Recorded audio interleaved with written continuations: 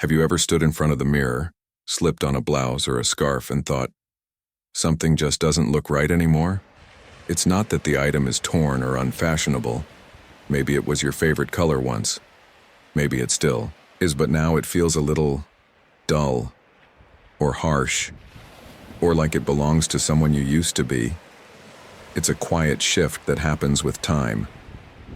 As our hair softens to silver, as our skin gathers new tones and textures, the colors that once made us shine can start to feel out of place.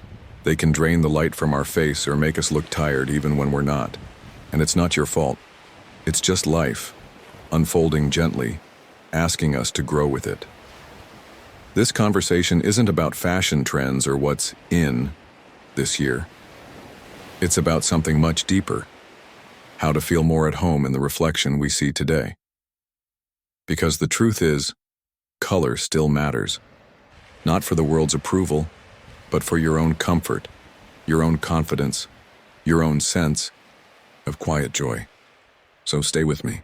Let's gently explore which colors tend to work against us after 60, and which ones can bring warmth, softness, and brightness back into our lives. It's not about dressing younger, it's about dressing you, right now, as you are. And I think you'll be surprised at how small shifts can make a big difference. There's something tender about growing older, not just in our bodies, but in how we see ourselves. Over time, we start to notice that certain things feel different. The makeup we wore in our 40s may look too bold now. The hairstyle we loved might not sit quite the same way. And the colors we once reached for without thinking? Sometimes they feel too loud, too flat, or simply off. It's not vanity. It's change, and it deserves gentleness, not judgment. Our skin, as it ages, takes on new undertones. It might lose some of the natural glow it once had, becoming more translucent, a bit cooler, or a little more delicate in color. Our hair, too, shifts, from deep browns or rich reds to silver, gray, or white. These quiet transformations change the way color interacts with our features. A bright, icy pink that once brought energy to your face may now wash you out. A jet black top might suddenly feel severe, casting shadows that weren't there before.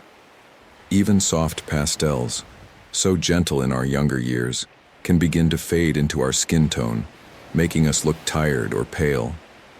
This isn't about rules. It's about recognition. The loving awareness that the person in the mirror has earned the right to dress in a way that uplifts, not diminishes. Sometimes that means letting go of what no longer fits the skin we're in, not just in size or style, but in tone and feeling and mood. You don't need to throw out your wardrobe or chase trends, but it helps to pause and ask, does this color still feel like me?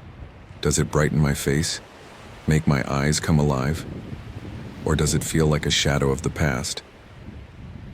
When we listen to those quiet answers, we begin dressing not for who we used to be, but for the beautiful person we are right now.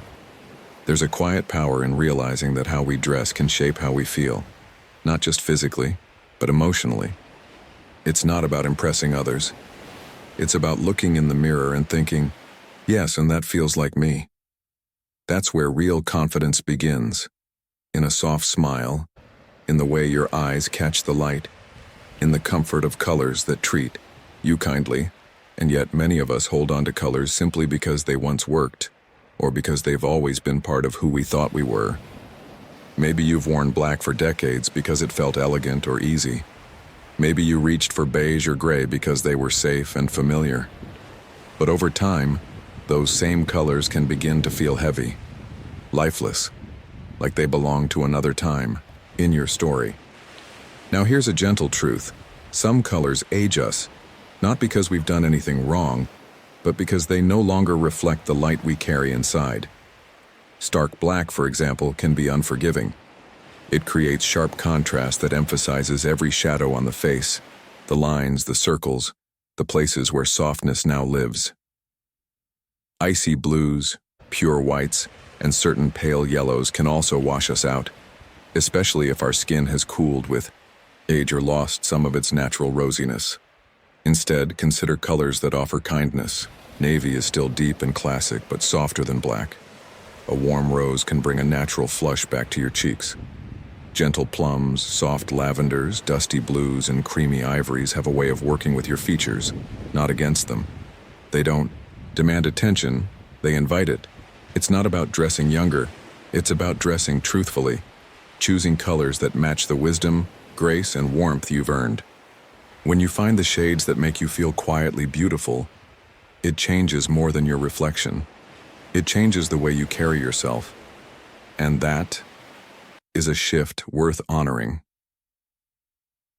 Let's take a moment to talk about something simple but often overlooked: how the colors we wear affect not just how we look, but how we feel in our skin, how others interact with us, and even how our body responds to the world around us. You might have noticed this already. Some days, you put on a soft, warm sweater, maybe a gentle shade of blue or a cozy mauve, and someone says, "You look lovely today." And it's not just politeness. It's because that color is working with your features, softening your skin tone, lifting the shadows around your eyes, and bringing a natural light to your face.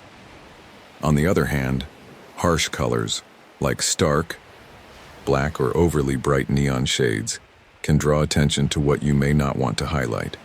They can exaggerate puffiness, deepen wrinkles, and drain the face of color. This isn't about shame. It's just the reality of how light and shadow interact with aging skin. Here's something gentle you can try at home. Hold different colored fabrics near your face in natural daylight. Look in the mirror. Some colors will brighten your eyes, soften your features, and bring a little glow to your skin. Others might make you look pale, tired, or even slightly ill. Your body tells you. You just have to listen. Color also affects how others feel around us.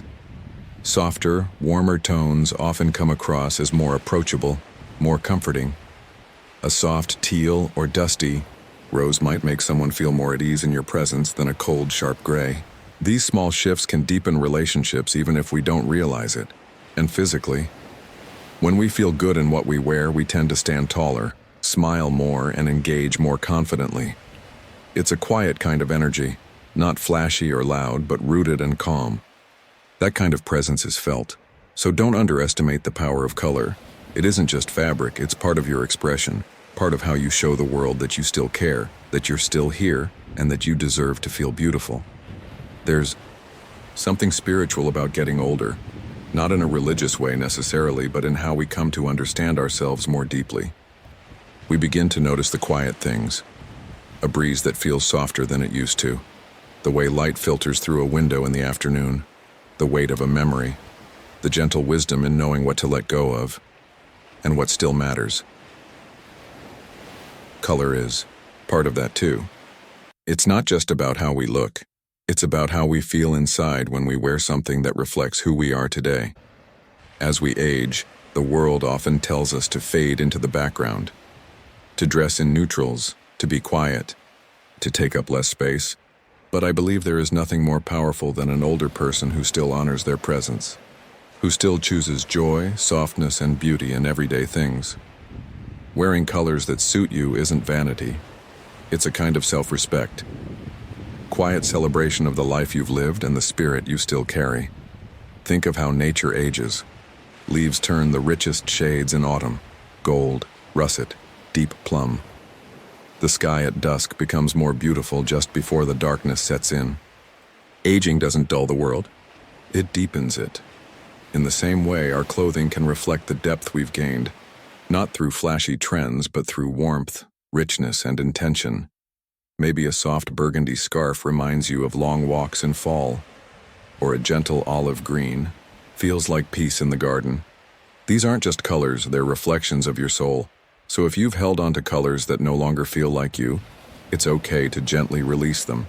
You're not leaving behind your past.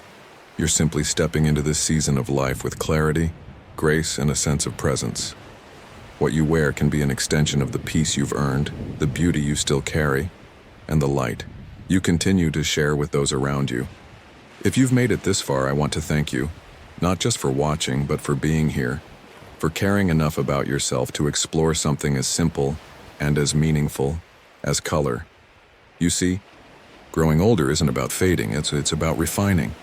It's about choosing what brings you peace, what lifts your spirit, and what reflects the person you've become.